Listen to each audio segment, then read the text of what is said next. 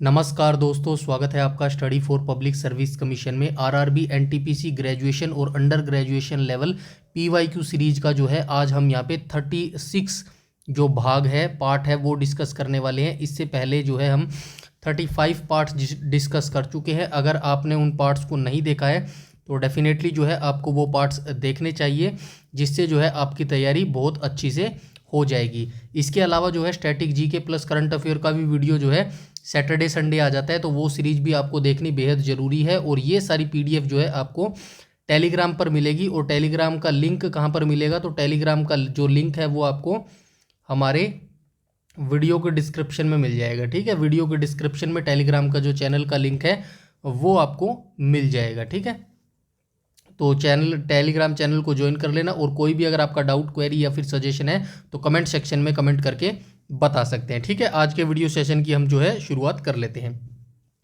Question number first में बोला गया है, किस प्रसिद्ध व्यक्ति को करो या मरो का नारा देने के लिए जो है जाना जाता है। तो किस व्यक्ति को जाना जाता है, तो ऑप्शन नंबर ए जो है करेक्ट हो जाएगा। महात्मा गांधी को जो है करो या मरो का नारा देने के लिए जाना जाता है। और ये जो नारा था करो या मरो का,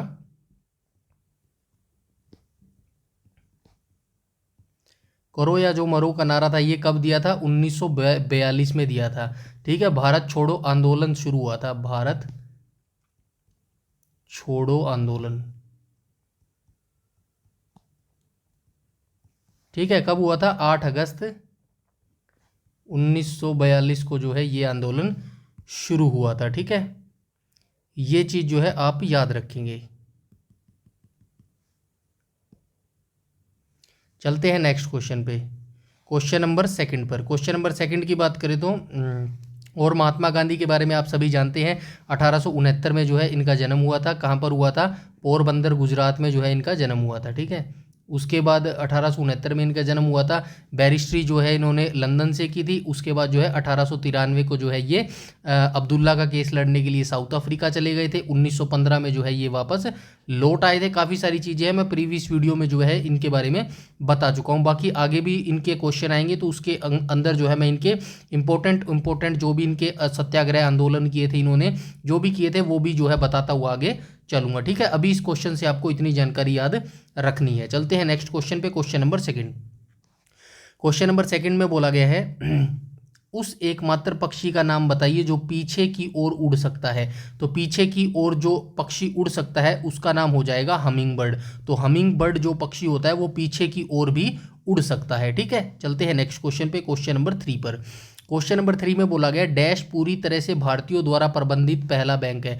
तो ऐसा कौन सा बैंक है जो कंप्लीटली भारतीयों के द्वारा जो है बनाया गया था। तो राइट ऑप्शन हो जाएगा ऑप्शन नंबर सी, यानी कि पंजाब नेशनल बैंक था जो ये कंप्लीटली जो है भारतीयों के द्वारा बनाया गया था। ठीक है, इसके बारे में आपसे क्या याद रख सकते हैं, भारतीयों द्वारा पूरी तरह से प्रबंधित पहला बैंक कौन सा हो जाएगा, पंजाब नेशनल बैंक हो जाएगा। और इसकी स्थापना कब हुई थी, 1895 में इसकी स्थापना हुई थी। ठीक है, 1895 में इसकी स्थापना हुई थी। कहाँ पर हुई थी, लाहौर में इसकी स्थापना हुई थी। ठीक है, लाहौर में इसकी स्थापना हुई थी। मुख्यालय यानी कि हेडक्वार्टर कहाँ पर हो जाएगा, हेडक्वार्टर हो जाएगा नई दिल्ली के अंदर। ठीक है, नई दिल्ली के अंदर जो है इसका हेडक्वार्टर हो जाएगा। और आप इसके बारे में क्या याद रख सकते हैं, संस्थापक कौन था, किसने इसकी संस्थापना जो है की थी, दयाल सिंह मजीठिया। दयाल सिंह मजीठिया। ठीक है, दयाल सिंह मजीठिया के द्वारा जो है मई 1895 में जो है इसकी स्थापना की गई थी, ये याद रखेंगे। चलते हैं नेक्स्ट क्वेश्चन पे, क्वेश्चन नंबर 4 में। क्वेश्चन नंबर 4 में बोला गया भारत में पीपुल्स प्लान्स किसने तैयार किया था। तो ये जो पीपल्स प्लान था, लोगो योजना, ये किसके द्वारा तैयार की गई थी। तो क्वेश्चन नंबर 4 का जो है राइट ऑप्शन हो जाएगा option number A, MN Roy के द्वारा जो है पीपल्स प्लान की जो है पीपल प्लान्स को जो है एमएन रॉय के द्वारा मतलब जो है तैयार किया गया था। ठीक है, कब किया गया था, 1945 में जो है इसको तैयार किया गया था। ठीक है, चलते हैं नेक्स्ट क्वेश्चन पे, क्वेश्चन नंबर 5 पर। क्वेश्चन नंबर 5 में क्या कहा गया है, क्वेश्चन नंबर 5 में कहा गया है निम्नलिखित में से कौन सा कंप्यूटर वायरस नहीं है लेकिन मूल रूप से कंप्यूटर भाषा है। तो कोड रेड, सेसर और कॉन्फ़िगर, ये क्या है, कंप्यूटर वायरस हैं। लेकिन जो पाइथन है ये राइट ऑप्शन हो जाएगा, ये क्या है, ये लैंग्वेज है। पाइथन लैंग्वेज है ये, ठीक है, पाइथन लैंग्वेज है। और पाइथन लैंग्वेज की बात करूँ तो इसकी स्थापना किसने की थी, तो गुइडो वॉन रोसोम ने जो है इसकी स्थापना की थी,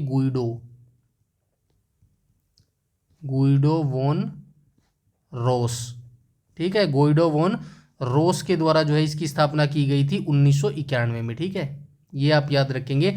ये पाइथन लैंग्वेज के संस्थापक है गुइडो वॉन रोस, और 1991 में इसकी स्थापना की थी। आई होप आप समझ गए होंगे। यहां तक चलते हैं नेक्स्ट क्वेश्चन पे।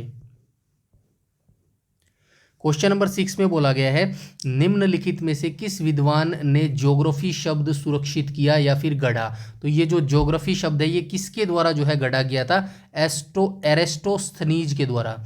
एरेस्टोस्थनीज ने जो है इस शब्द को गढ़ा था, या फिर सबसे पहले जो है इस शब्द का जो है यूज़ किया था। ज्योग्राफी शब्द का जो यूज़ है सबसे पहले एरेस्टोस्थनीज के द्वारा जो है किया गया था, ठीक है। चलते हैं नेक्स्ट क्वेश्चन पे, क्वेश्चन नंबर 7 में। क्वेश्चन नंबर 7 में बोला गया, मानव आंखों में निकट दृष्टि दोष को क्या कहा जाता है। तो ये जो निकट दृष्टि दोष है उसको क्या बोला जाता है, उसको मायोपिया बोला जाता है, ठीक है। राइट ऑप्शन हो जाएगा ऑप्शन नंबर ए। और निकट दृष्टि दोष, एक होता है निकट दृष्टि दोष, एक होता है दूर दृष्टि दोष।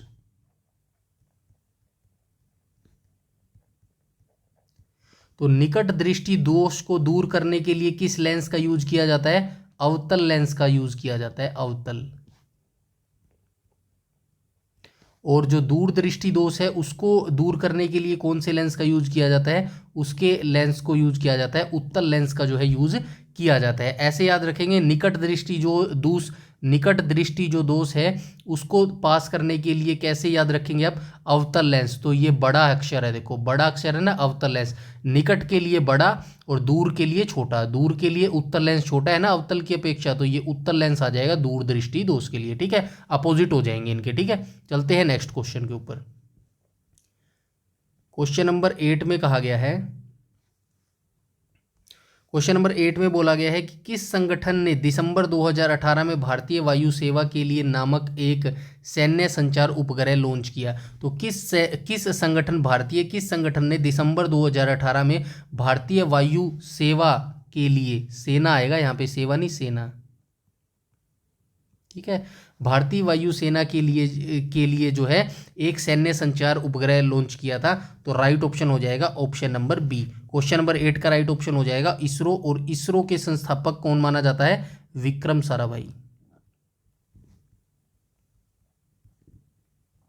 विक्रम साराभाई ने जो है स्थापना की थी इसरो की। कब की थी, ये की थी 15 अगस्त 1969 को की थी। और भारत का अंतरिक्ष का जनक भी इनको बोला जाता है।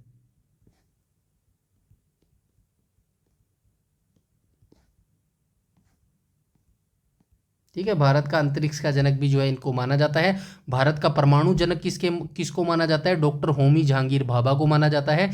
और बार्क की स्थापना जो है होमी जहांगीर भाभा के द्वारा की गई थी 1954, हाँ ठीक है, 1954 में की गई थी।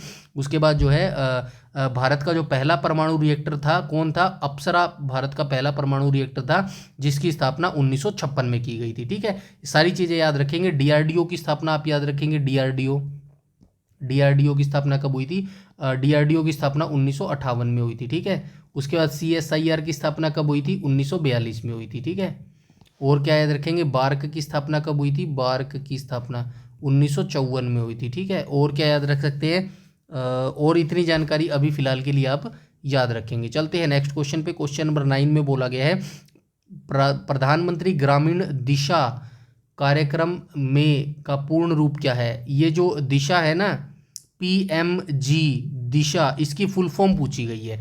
तो इसकी फुल फॉर्म क्या हो जाएगी, तो राइट ऑप्शन हो जाएगा ऑप्शन नंबर डी। तो ये डिजिटल साक्षरता अभियान जो है इसकी फुल फॉर्म कार्यक्रम में जो का पूर्ण रूप क्या है, तो इसका जो पूर्ण रूप हो जाएगा वो डिजिटल साक्षरता अभियान हो जाएगा। ठीक है, प्रधानमंत्री ग्रामीण दिशा कार्यक्रम में जो है इसका पूर्ण रूप क्या हो जाएगा, डिजिटल साक्षरता अभियान हो जाएगा। और ये जो प्रधानमंत्री ग्रामीण दिशा कार्यक्रम था इसको लॉन्च कब किया गया था, तो इसको जो है लॉन्च किया गया था 2017 में, इसको लॉन्च किया गया था। ठीक है, 2017 में जो है इसको लॉन्च किया गया था। ठीक है, चलते हैं नेक्स्ट क्वेश्चन पे। क्वेश्चन नंबर 10 में बोला गया 2018-19 में सऊदी अरब पेट्रोलियम के निर्यात में दुनिया का अग्रणी देश कौन सा, पेट्रोलियम के निर्यात में दुनिया का अग्रणी देश है।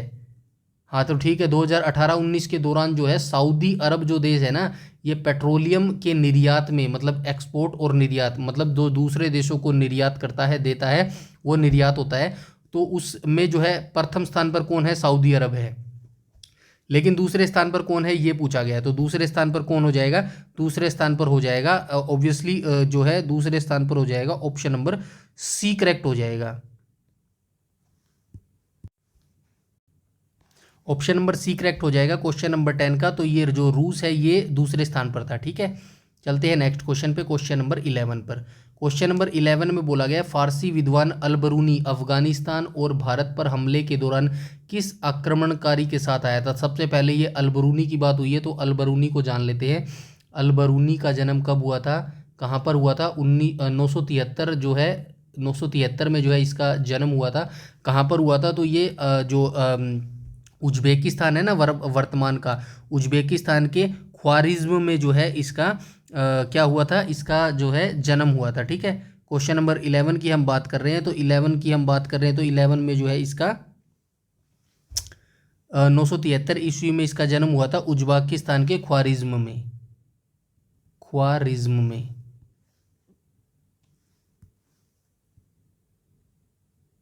ख्वारिज्म में हुआ था। ठीक है, और ये किसके साथ भारत आया था, तो ये आया था मोहम्मद गोरी के जो है साथ ये आया था। ठीक है, ऑप्शन नंबर 11 का जो है राइट ऑप्शन हो जाएगा ऑप्शन नंबर ए, मोहम्मद गोरी नहीं, महमूद गजनवी के साथ जो है ये भारत आया था। ठीक है, और आप क्या याद रख सकते हैं इसके बारे में, ख्वारिज्म में आया था, और इसकी जो पुस्तकें हैं वो आप याद रख सकते हैं, जैसे कि किताब उल हिंद,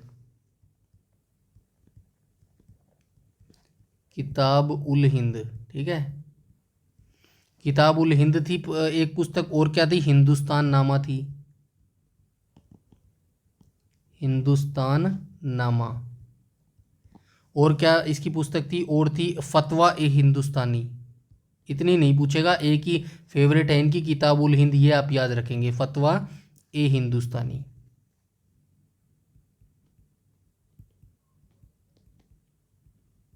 ठीक है, ये भी आप याद रखेंगे। उसके बाद मोहम्मद गोरी को तो आप सभी जानते होंगे, मोहम्मद गोरी के साथ जो है युद्ध हुआ था, किसका हुआ था, पृथ्वीराज चौहान का,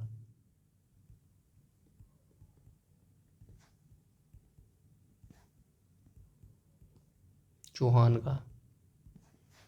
ठीक है, कौन सा युद्ध हुआ था वो आप मुझे कमेंट सेक्शन में बताएंगे, मोहम्मद गोरी के साथ जो है पृथ्वीराज चौहान का कौन सा युद्ध हुआ था। ठीक है, चलते हैं नेक्स्ट क्वेश्चन के ऊपर। ये दो युद्ध लड़े गए थे, मैं डेट बता देता हूँ आपको कब कब लड़े गए थे। 1191 में लड़ा गया था और 1192 में लड़ा गया था। ठीक है, चलते हैं नेक्स्ट क्वेश्चन पे, क्वेश्चन नंबर 12 पर। क्वेश्चन नंबर 12 में बोला गया कुना निम्नलिखित में से किस देश की जो है मुद्रा है। तो कुना एक देश की मुद्रा है, किस देश की मुद्रा है ये पूछा गया है। तो चलते हैं क्वेश्चन नंबर 12 की। तो क्वेश्चन नंबर 12 में कहा गया क्रोशिया देश की जो है ये मुद्रा है, जिसका नाम है कुना। ठीक है, क्रोशिया की राजधानी क्या हो जाएगी, जगरेब हो जाएगी। तो जगरेब राजधानी किसकी हो जाएगी, क्रोशिया देश की जो है राजधानी हो जाएगी जगरेब। चलते हैं नेक्स्ट क्वेश्चन के ऊपर, क्वेश्चन नंबर 13 के ऊपर।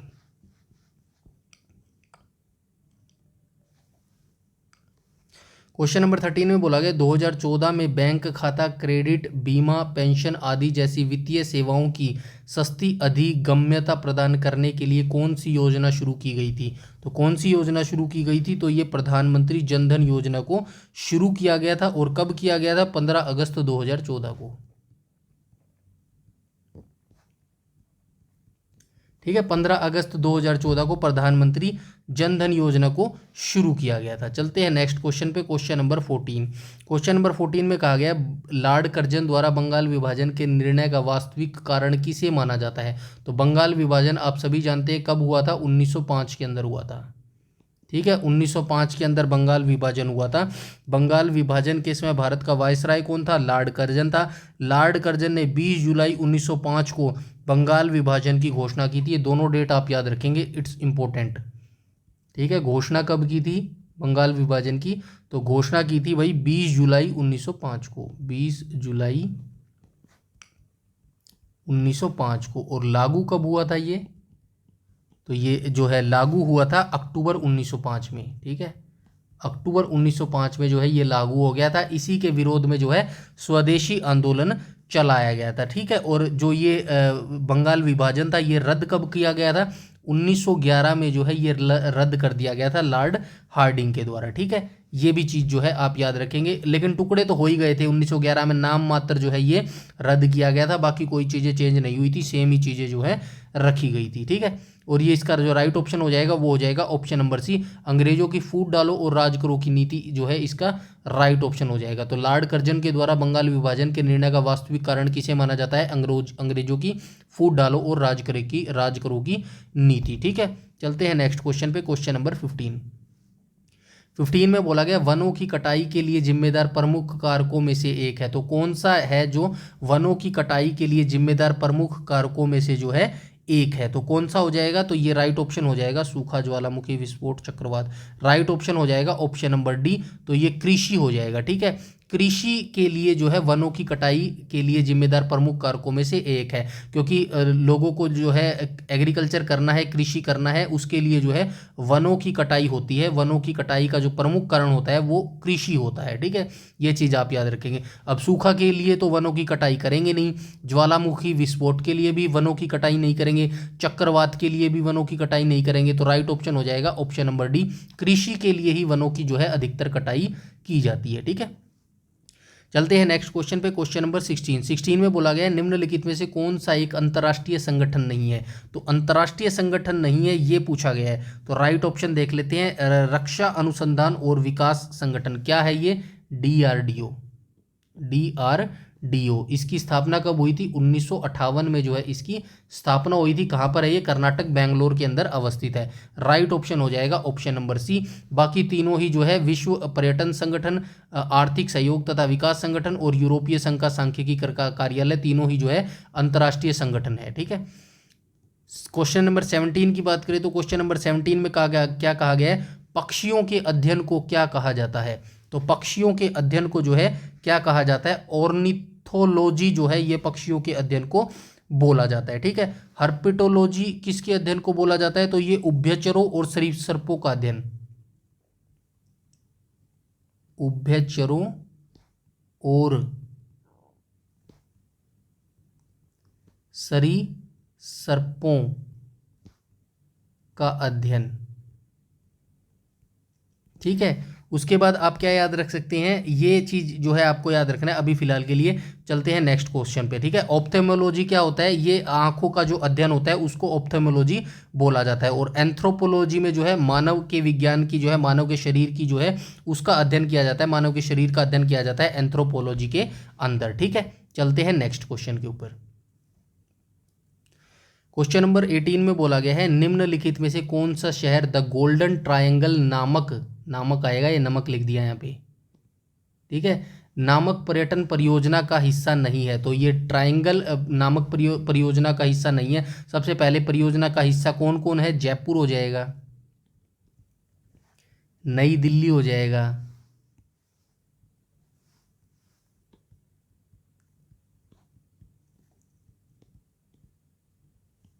और कौन सा हो जाएगा? और हो जाएगा आगरा। कौन सा नहीं होगा? तो ये लखनऊ नहीं होएगा, ठीक है। राइट ऑप्शन हो जाएगा ऑप्शन नंबर सी। तो द गोल्डन ट्रायंगल नामक पर्यटन परियोजना का हिस्सा लखनऊ नहीं है। चलते हैं नेक्स्ट क्वेश्चन पे, क्वेश्चन नंबर 19। क्वेश्चन नंबर 19 क्या कहता है? संयुक्त राष्ट्र द्वारा पर्यावरण एवं विकास पर रियो घोषणा को मंजूरी किस वर्ष दी गई थी? तो ये रियो घोषणा को जो मंजूरी है किस वर्ष दी गई थी? ऑप्शन नंबर ए करेक्ट हो जाएगा 1992। इसको क्या कहते हैं? पृथ्वी शिखर सम्मेलन भी बोलते हैं, ठीक है, पृथ्वी शिखर सम्मेलन, ठीक है। ये कहाँ पर हुआ था? रियो डी जेनेरियो के अंदर हुआ था। संयुक्त राष्ट्र द्वारा पर्यावरण एवं विकास पर रियो घोषणा को जो मंजूरी दी गई थी वो 1992 में दी गई थी। संयुक्त राष्ट्र की स्थापना कब हुई थी? 24 अक्टूबर 1945 को संयुक्त राष्ट्र की स्थापना हुई थी। चलते हैं नेक्स्ट क्वेश्चन पे, क्वेश्चन नंबर 20 में बोला गया है यूनाइटेड नेशंस पर्यावरणीय गतिविधियों का समन्वय करने वाला अंतर्राष्ट्रीय संगठन कौन सा है? तो यूनाइटेड नेशंस जो पर्यावरणीय गतिविधियों का समन्वय करता है, उस अंतर्राष्ट्रीय संगठन का जो है नाम पूछा गया है। तो क्या नाम हो जाएगा? वो हो जाएगा संयुक्त राष्ट्र पर्यावरण कार्यक्रम, यानी कि यूनेप। ठीक है, यूनेप हो जाएगा। और संयुक्त राष्ट्र पर्यावरण कार्यक्रम की शुरुआत कब हुई थी? 1972 में जो है इसकी शुरुआत हुई थी। ठीक है, ये भी जो है आप याद रखेंगे। हेडक्वार्टर कहाँ पर हो जाएगा इसका? हेडक्वार्टर हो जाएगा नैरोबी केन्या के अंदर।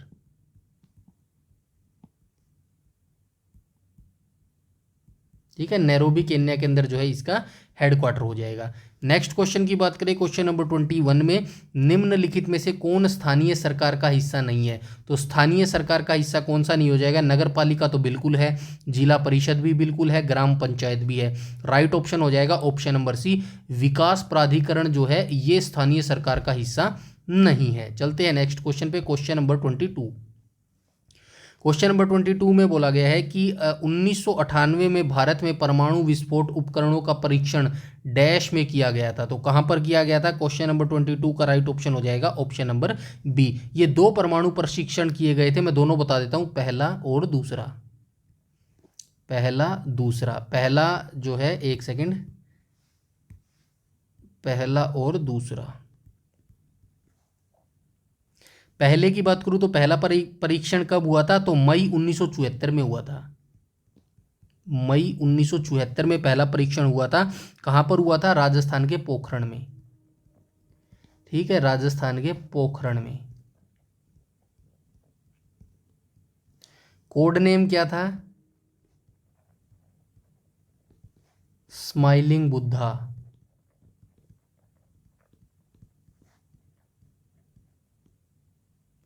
ठीक है, कोड नेम था इसका स्माइलिंग बुद्धा। और उस समय तत्कालीन प्रधानमंत्री कौन थे? इंदिरा गांधी उस समय जो है तत्कालीन प्रधानमंत्री थी। दूसरे की बात करूं तो दूसरा कब हुआ था? तो ये मई 1998 में हुआ था। ठीक है, मई 1998 में ये हुआ था।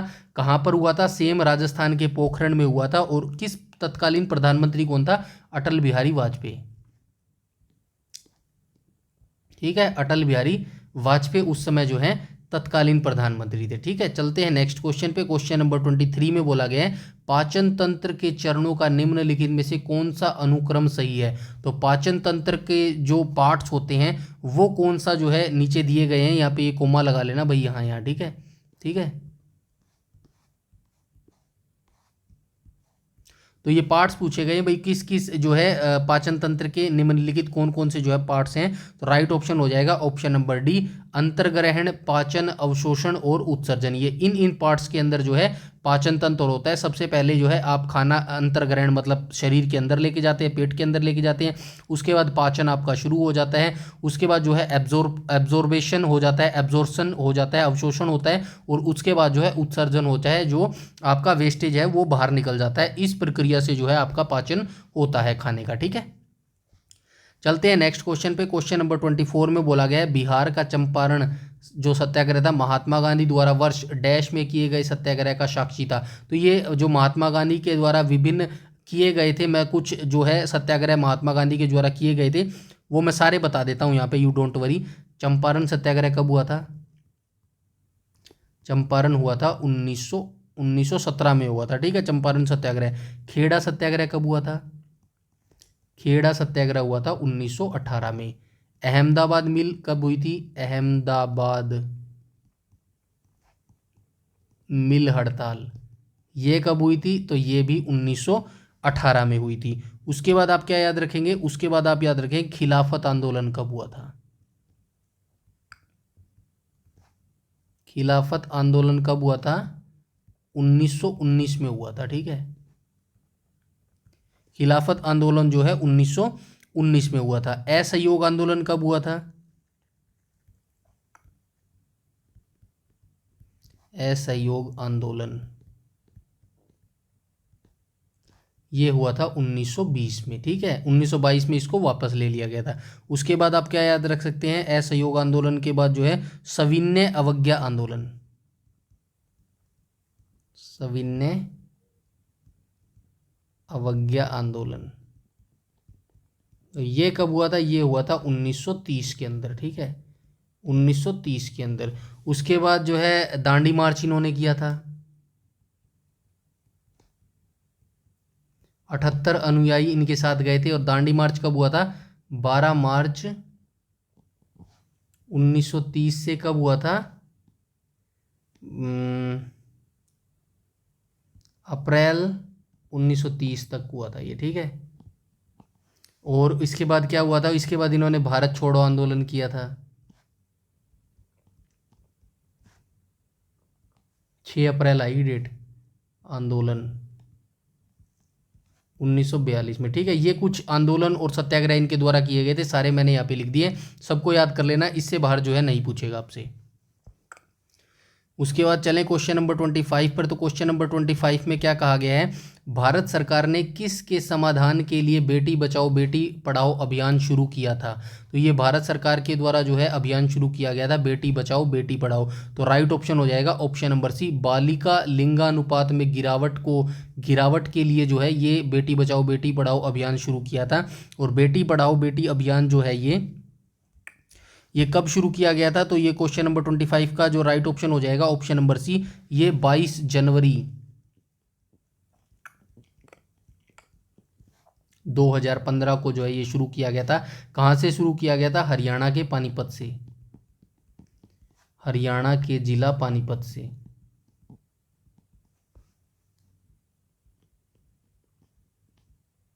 और जो लिंगानुपात में अंतिम फिसड्डी राज्य है ना, सबसे जो घटिया लिंगानुपात है वो हरियाणा राज्य का ही है, ये भी आप याद रखेंगे, ठीक है। 28 राज्यों में 28वें नंबर पर आता है ये जो लिंगानुपात में हरियाणा राज्य, ठीक है। चलते हैं नेक्स्ट क्वेश्चन पे। क्वेश्चन नंबर 26 की बात करूं तो 26 में क्या कहा गया है? भारतीय संसद के प्रत्येक सदन को बुलाने और स्थगित करने का अधिकार किसे है? किसे है? राष्ट्रपति को है। ऑब्वियसली राष्ट्रपति जो है प्रत्येक सदन को जो है बुला सकता है और स्थगित कर सकता है। किस अनुच्छेद के तहत कर सकता है? अनुच्छेद 85 के तहत, अनुच्छेद 85 के तहत। अब बात करें संसद की बात हुई है तो संसद किस अनुच्छेद के अंतर्गत आती है?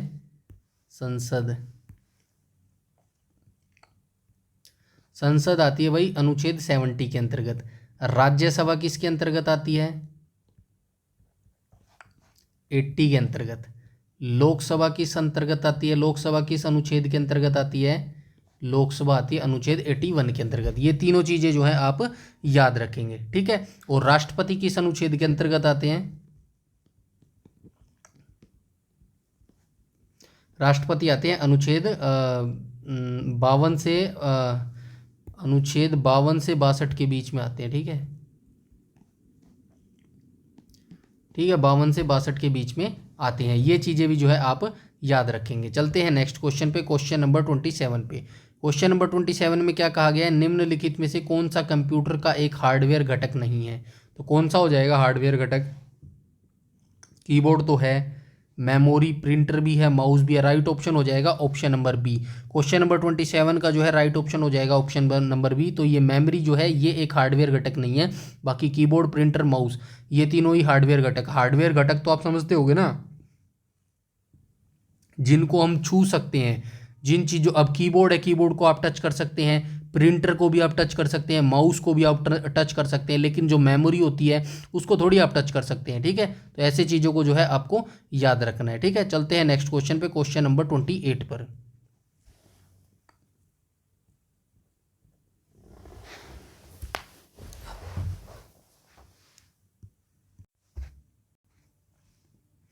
क्वेश्चन नंबर 28 की बात करें तो 28 में क्या कहा गया है? निम्नलिखित में से कौन सा दर्रा पश्चिमी घाट के शिखर पर स्थित है और मुंबई को पुणे से जोड़ता है? तो कौन सा ऐसा घाट है, पश्चिमी घाट का कौन सा शिखर है, दर्रा है जो पश्चिमी घाट के शिखर पर तो स्थित है और मुंबई को पुणे से जोड़ता है? तो राइट ऑप्शन हो जाएगा ऑप्शन नंबर सी। तो ये भोर घाट दर्रा हो जाएगा, ठीक है। तो भोर घाट दर्रा कहाँ पर अवस्थित है? सबसे पहले आपको ये याद रखना है, जो ये भोर घाट दर्रा है ना, भोर घाट दर्रा ये पश्चिमी घाट में अवस्थित है। ये चीज़ आप याद रखेंगे, दो घाट हैं, पश्चिमी घाट और पूर्वी घाट। तो यहाँ से क्वेश्चन पूछे जाते हैं, तो ये आपको याद रखना है, भोर घाट जो दर्रा है ये पश्चिमी घाट के शिखर पर स्थित है और मुंबई को जो है पुणे से जोड़ता है। ठीक है, उसके बाद हम बात करें भोरघाट दर्रा, तो हमने देख लिया। और ये कहाँ पर अवस्थित है? ये महाराष्ट्र में अवस्थित है। मुंबई लिखा हुआ है ना, ये महाराष्ट्र में अवस्थित है, याद रखना, ये भी महाराष्ट्र में। ठीक है, उसके बाद तमीहानी घाट दर्रे की बात करूँ तो तमीहानी जो घाट दर्रा है ये कहाँ पर अवस्थित है? तो ये भी महाराष्ट्र में अवस्थित है। ठीक है, तमीहानी घाट दर्रा भी कहाँ पर है? महाराष्ट्र में अवस्थित है। असीरगढ़ किला दर्रा की बात करूँ तो कहाँ पर है? असीरगढ़ किला दर्रा, तो ये कहाँ पर अवस्थित हो जाएगा? एमपी के अंदर अवस्थित है। एमपी यानी कि मध्य प्रदेश में ये अवस्थित है। ठीक है, उसके बाद हम बात करें और किसकी बात करें? थालघाट दर्रा कहाँ पर अवस्थित है? थालघाट दर्रा भी महाराष्ट्र में अवस्थित है। थालघाट दर्रा दर्रा कहाँ पर अवस्थित है? महाराष्ट्र में। ठीक है, ये चीज़ें जो है आप याद रखेंगे। और उसके बाद अंबा घाट दर्रा की बात करूँ तो अंबा घाट दर्रा भी कहाँ पर है? महाराष्ट्र में अवस्थित है। चलते हैं नेक्स्ट क्वेश्चन पे। क्वेश्चन नंबर 29 में बोला गया स्वतंत्र भारत की पहली निर्वाचित संसद कब से अस्तित्व में आई? तो कब से अस्तित्व में आई? तो ये भाई अस्तित्व में आई थी 1952 में। ठीक है, 29 का राइट ऑप्शन हो जाएगा ऑप्शन नंबर डी। पहले आम चुनाव जो है कब हुए थे?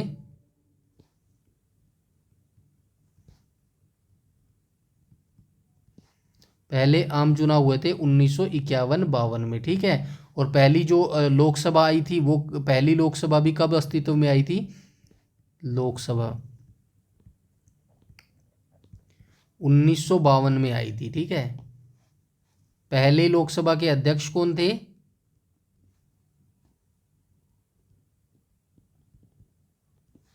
तो ये थे जीवी मावलंकर।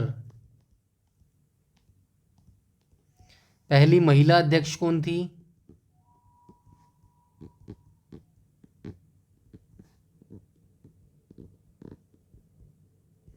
तो ये थी मीरा कुमार। ठीक है, ये चीजें भी आप याद रखेंगे। चलते हैं नेक्स्ट क्वेश्चन पे, क्वेश्चन नंबर 30 पर। क्वेश्चन नंबर 30 में बोला गया हरे पौधे और कुछ जीवाणु अपने भोजन का निर्माण समय पर करते हैं, वे निम्नलिखित में से कौन से पोषण प्रक्रिया अपनाते हैं? तो जो कुछ पौधे होते हैं और कुछ जीवाणु होते हैं अपने भोजन का निर्माण जो है समय पर करते हैं, उन जो है निम्नलिखित में से कौन से पोषण प्रक्रिया अपनाते हैं? तो किस प्रक्रिया को जो है वे अपनाते हैं? राइट ऑप्शन हो जाएगा ऑप्शन नंबर बी, स्वपोषी पोषण को जो है वो अपनाते हैं। ऑप्शन नंबर 30 का राइट ऑप्शन हो जाएगा ऑप्शन नंबर बी। ठीक है, चलते हैं क्वेश्चन नंबर 31 पर। तो क्वेश्चन नंबर 31 में क्या पूछा गया है? पुस्तक the test of my life किसके द्वारा लिखी गई है? तो ये पुस्तक का नाम है the test of my life. तो ये किसके द्वारा लिखी गई है? युवराज सिंह के द्वारा लिखी गई है। युवराज सिंह को तो आप सभी जानते होंगे ना, प्रथम भारतीय थे जिन्होंने 6 छक्के लगाए थे।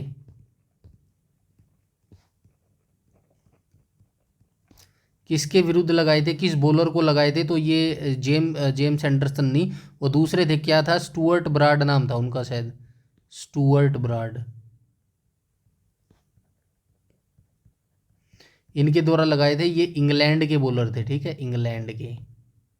ये चीज़ आप याद रखेंगे। क्रिकेट की बात हुई है तो आईसीसी की स्थापना कब हुई थी? आईसीसी की स्थापना 1909 में हुई थी। और बीसीसीआई की स्थापना कब हुई थी? बीसीसीआई की स्थापना 1928 में हुई थी। ठीक है, ये चीज़ें भी याद रखेंगे। चलते हैं नेक्स्ट क्वेश्चन पे, क्वेश्चन नंबर 32 में कहा गया है हड़प्पा सभ्यता की मोहरों पर निम्नलिखित में से कौन सा पशु अक्षर देखा जाता है? तो हड़प्पा की जो मोहरें थी ना, मुद्रा थी, उन पर जो है किस जो जानवर की ज़्यादातर जो है प्रतिमा मिलती थी, उकेरी मिलती थी? तो ये बैल की जो मतलब लगा सकते हैं आप, बैल की जो फोटो थी ना, मोस्टली जो है हड़प्पा की सभ्यता की जो मोहरें होती थी उन पर बैल की ही जो है पिक्चर आपको देखने को मिलेगी, जितने भी आप देखेंगे। ठीक है, बाकी आपको पता है हड़प्पा और की स्थापना कब हुई थी? हड़प्पा की जो स्थापना थी वो कब हुई थी? स्थापना जो है 1921 में हुई थी। हड़प्पा की खोज जो है 1921 में हुई थी। किसने की थी? दयाराम साहनी ने की थी, दयाराम साहनी ने। ठीक है, ये चीज़ भी आप याद रखेंगे। ठीक है, उसके बाद चलते हैं हम नेक्स्ट पे। क्वेश्चन नंबर 33 में कहा गया है निम्नलिखित में से कौन सी रेलवे लाइन अरब सागर के समांतर चलती है? सबसे पहले आप याद रखेंगे कुल जो रेलवे जोन है कितने हैं? कुल रेलवे जोन भारत में कुल रेलवे जोन है 18, ठीक है, ये चीज़ आप याद रखेंगे। और क्वेश्चन नंबर 33 का जो है राइट ऑप्शन हो जाएगा ऑप्शन नंबर डी। तो ये जो कोंकण रेलवे है ये अरब सागर के जो समांतर है वो चलता है, ठीक है। चलते हैं नेक्स्ट क्वेश्चन पे, क्वेश्चन नंबर 34 पर। क्वेश्चन नंबर 34 में बोला गया निम्नलिखित में से किस राज्य में रेलवे लाइनों की लंबाई सबसे अधिक है। तो किस राज्य में हो जाएगी, ऑप्शन नंबर सी करेक्ट हो जाएगा क्वेश्चन नंबर 34 का। तो ये उत्तर प्रदेश के अंदर जो है रेलवे लाइनों की लंबाई सर्वाधिक है। उत्तर प्रदेश की राजधानी कौन सी हो जाएगी, लखनऊ हो जाएगी, ठीक है। राजस्थान की जयपुर हो जाएगी, मध्य प्रदेश की भोपाल हो जाएगी, और महाराष्ट्र की मुंबई हो जाएगी, ठीक है। नेक्स्ट क्वेश्चन पर चलते हैं। क्वेश्चन नंबर 35 में कहा गया राष्ट्रपति किस समुदाय के 2 सदस्यों को लोकसभा में जो है नामांकित कर सकता है। तो एंग्लो इंडियन राइट ऑप्शन हो जाएगा। एंग्लो इंडियन समुदाय के जो है 2 सदस्यों को जो है ये राष्ट्रपति मनोनीत कर सकता है, ठीक है। 35 का राइट ऑप्शन हो जाएगा ऑप्शन नंबर ए, ठीक है।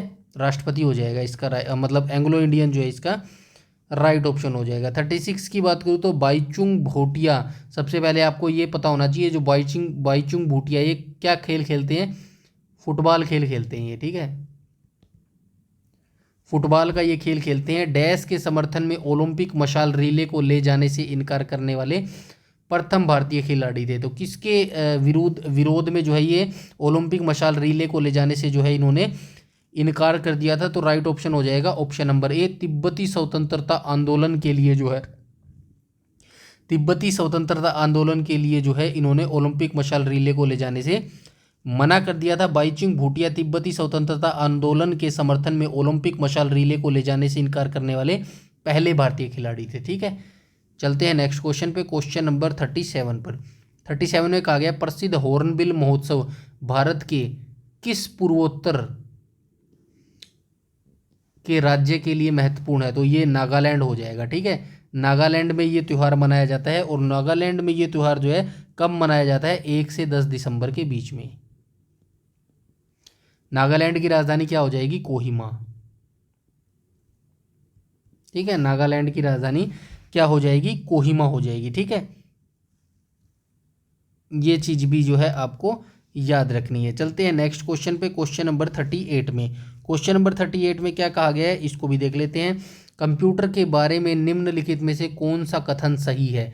तो कंप्यूटर के बारे में कौन सा कथन सही है, तो देख लेते हैं। आइए कथनों के बारे में एक बार। कंप्यूटर केवल सॉफ्टवेयर से बना होता है, बिल्कुल गलत। कंप्यूटर सॉफ्टवेयर और हार्डवेयर दोनों से बना होता है। सही कथन पूछा गया है, पहला कथन हो गया हमारा गलत। कंप्यूटर समय सारी जानकारी व्यवस्थित कर सकता है, नहीं कर सकता। कंप्यूटर के पास अपना थोड़ी दिमाग है, हम जो कंप्यूटर को बोलेंगे वही तो काम करेगा, वो अपने आप थोड़ी कर सकता है, ठीक है। ये ऑप्शन भी गलत हो जाएगा। कंप्यूटर केवल हार्डवेयर से बना होता है, ये भी गलत हो जाएगा। ऑब्वियसली राइट ऑप्शन हो जाएगा ऑप्शन नंबर डी, यह एक इलेक्ट्रॉनिक उपकरण है जो डाटा को संग्रहित, पुनः प्राप्त और संसाधित कर सकता है, ठीक है। राइट ऑप्शन हो जाएगा ऑप्शन नंबर डी। उसके बाद बात करें हम क्वेश्चन नंबर 39 में बोला गया है आगरा का लाल किला किस मुगल सम्राट के द्वारा बनाया गया था। राइट ऑप्शन हो जाएगा अकबर। तो अकबर के द्वारा जो है जो आगरा का लाल किला था ना, आगरा का लाल किला वो किसने बनवाया था, अकबर ने बनवाया था। 1983 में जो है आगरा के लाल किले को जो है यूनेस्को की विश्व धरोहर सूची में शामिल कर लिया गया था, ये भी आप याद रखेंगे। 1983 में, ठीक है, विश्व धरोहर सूची में ये शामिल कर लिया गया था। और दिल्ली का लाल किला किसने बनाया था, दिल्ली का लाल किला तो ये शाहजहां ने बनवाया था, दिल्ली का लाल किला, ठीक है। आगरे का लाल किला किसने बनाया, अकबर ने बनाया। दिल्ली का लाल किला किसने बनाया, शाहजहां ने बनवाया, ठीक है, शाहजहां ने बनवाया। और ये आप सभी जानते हैं मौर्य साम्राज्य की स्थापना किसने की थी, मौर्य साम्राज्य की स्थापना तो ये की थी किसने की थी, बाबर ने की थी। पानीपत की पहली लड़ाई हुई थी,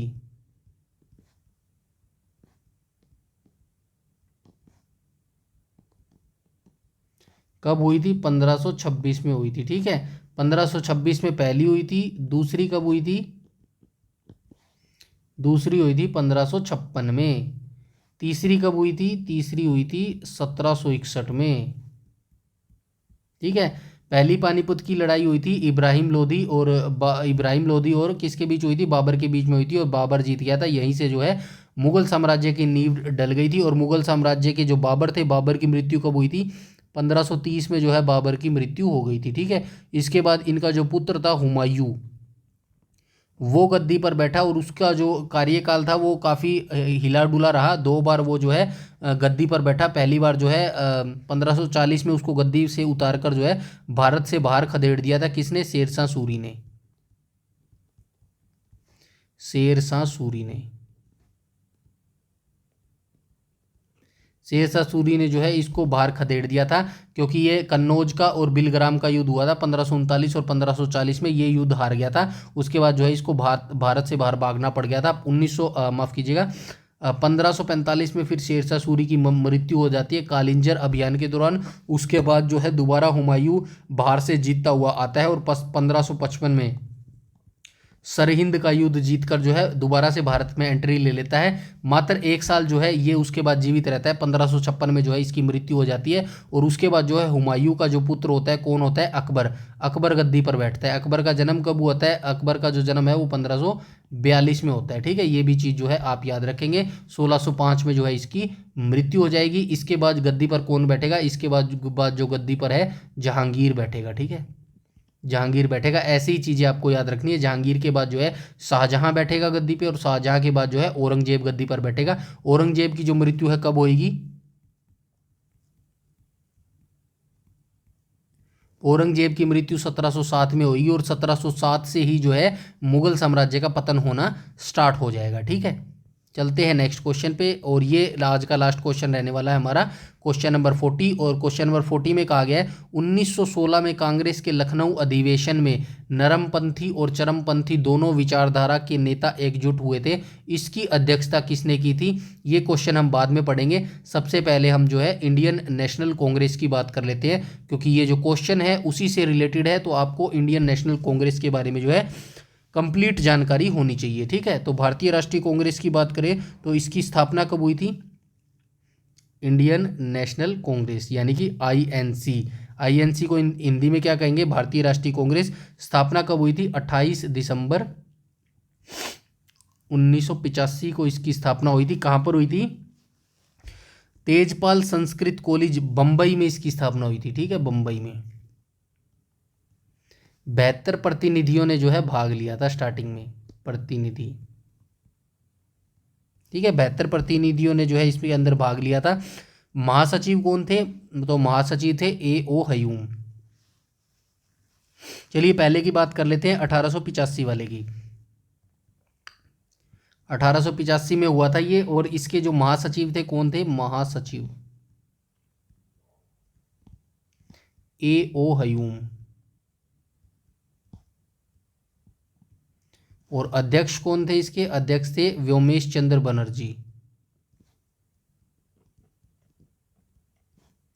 व्योमेश चंद्र बनर्जी। ठीक है, अब मैं बोल रहा हूं उसको ध्यान से पढ़िएगा। जो जो इंपॉर्टेंट हो गए वो मैं लिखता चलूंगा। दूसरा अधिवेशन कब हुआ था? 1886 में दूसरा अधिवेशन हुआ था। कहाँ पर हुआ था? कोलकाता में हुआ था। और अध्यक्षता किसने की थी? दादा भाई नौरोजी के द्वारा जो है अध्यक्षता की गई थी। तीसरा अधिवेशन कब हुआ था? 1887 में हुआ था। बदरुद्दीन तैयब जी के द्वारा जो है अध्यक्षता की गई थी। कहाँ पर हुआ था? मद्रास के अंदर हुआ था। और ये प्रथम मुस्लिम अध्यक्ष बने थे बदरुद्दीन तैयब जी। ठीक है, उसके बाद चौथा अधिवेशन 1888 में हुआ था, इलाहाबाद में हुआ था। जॉर्ज यूले ने अध्यक्षता की थी और ये प्रथम अंग्रेज थे जिन्होंने ये अध्यक्षता की थी। उसके बाद आप कौन सा अधिवेशन याद रखेंगे? 1905 वाला अधिवेशन याद रखेंगे। 1905 वाला अधिवेशन। 1905 वाला अधिवेशन क्यों याद रखेंगे? क्योंकि 1905 में जो है बंगाल विभाजन हुआ था और इसी के बंगाल विभाजन के अगेंस्ट जो है स्वदेशी आंदोलन चला गया था। और ये जो बंगाल अधिवेशन था, मतलब 1905 में जो है ये बंगाल अधिवेशन था ना, 1905 में, सॉरी, बनारस अधिवेशन, तो ये बनारस में हुआ था। 1905 वाला कहाँ पर हुआ था? बनारस में। अध्यक्षता किसने की थी? इसने की थी गोपाल कृष्ण गोखले ने। गोपाल कृष्ण गोखले। और ये महात्मा गांधी के राजनीतिक गुरु भी थे गोखले। जो ये थे ना गोपाल कृष्ण गोखले, ये महात्मा गांधी के राजनीतिक गुरु भी होते थे। उसके बाद आप 1906 वाला भी याद रखेंगे, क्योंकि 1906 में क्या हुआ था, मुस्लिम लीग की स्थापना हुई थी 1906 के अंदर। 1906 का अधिवेशन कहाँ पर हुआ था, कोलकाता में हुआ था। और इसी के 1906 में ही जो है ये भारतीय राष्ट्रीय कांग्रेस जो थी वो दो धड़ों में बट गई थी, एक गरम दल में बट गई थी और एक नरम दल में बट गई थी। फिर बाद में ये जो है 1916 में दोबारा से मिल जाएंगे, गरम दल और नरम दल जो है एक ही में मिल जाएंगे। और इस क्वेश्चन के अंदर यही पूछा गया है, 1916 में ही जो है ये दोबारा, जो अभी 1906 में अलग हुए हैं ना, दोबारा जो है 1916 में ये मिलेंगे। ठीक है, कोलकाता में 1906 का अधिवेशन हुआ था और जो इसकी अध्यक्षता की थी दादा भाई नौरोजी ने।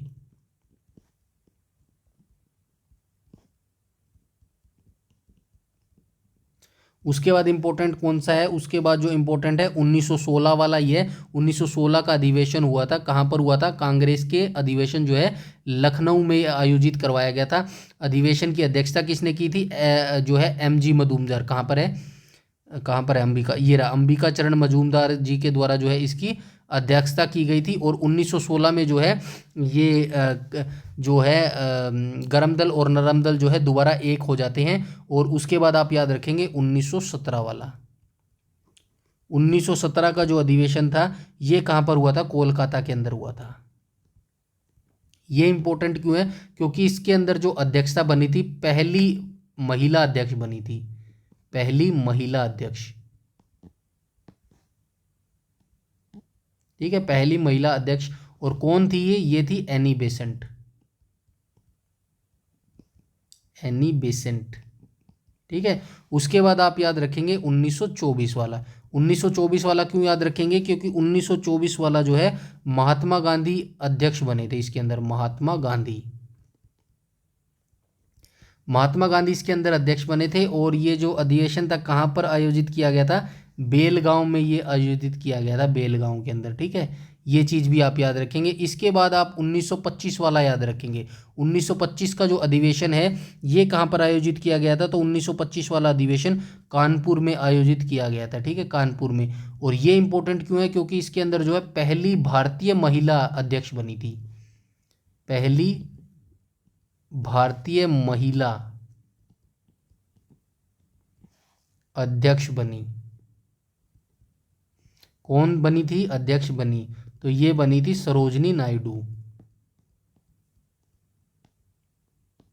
ठीक है, सरोजनी नायडू जो है ये अध्यक्ष बनी थी। इसके बाद जो है आप याद रखेंगे 1929 वाला अधिवेशन। 1929 का अधिवेशन कहाँ पर हुआ था, लाहौर में हुआ था। अध्यक्षता किसने की थी, लाहौर।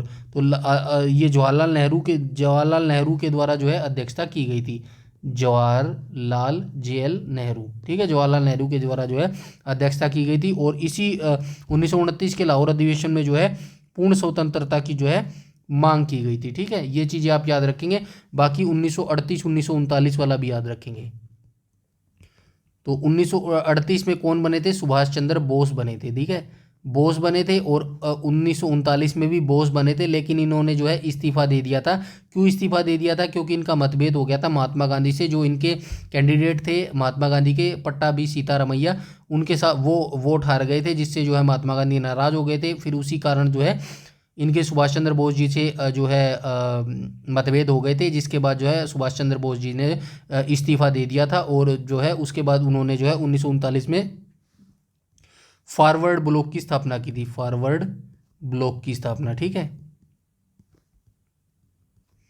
तो ये मैंने जो है बेसिक जानकारी आपको इंडियन नेशनल कांग्रेस के बारे में इतनी जानकारी दे दी है। ये इंपॉर्टेंट जानकारी है, आई होप आपको अच्छी लगी होगी। तो इतनी इंपॉर्टेंट जानकारी देख लो, आपको कितनी मेहनत से ये लिख के दी जा रही है सारी। तो बस आपको जो है वीडियो ज़्यादा से ज़्यादा लाइक करनी है और शेयर करनी है, सिर्फ इतना आपको काम करना होता है। ठीक है, लाइक और शेयर करनी है और अपनी पढ़ाई अच्छे से करते रहें, लगातार तैयारी करते रहें। कोई भी अगर आपका डाउट है, क्वेरी है या सजेशन है, आप कमेंट सेक्शन में कमेंट करके बता सकते हैं। इसके अलावा आपको सिर्फ पढ़ाई पे ध्यान देना है और अपने दोस्तों के साथ इस वीडियो को लाइक और शेयर और कमेंट अच्छे से अच्छा कीजिएगा, ताकि आपको पता चलना चाहिए मुझे कि आपको वीडियो अच्छी लग रही है या नहीं लग रही है। ठीक है, और इस वीडियो में इतना ही रखते हैं अभी के लिए। और इसकी जो PDF है वो आपको हमारे टेलीग्राम चैनल पर बिल्कुल फ्री में मिल जाएगी। ठीक है, तो टेलीग्राम को ज्वाइन कर लेना, जिसका लिंक आपको वीडियो के डिस्क्रिप्शन में मिल जाएगा। वहाँ से टेलीग्राम ज्वाइन करके सारी PDF जो है आप कंप्लीटली जो है खुद से डाउनलोड करके अटेम्प्ट कर सकते हैं। इस वीडियो में इतना ही रखते हैं, तब तक के लिए धन्यवाद।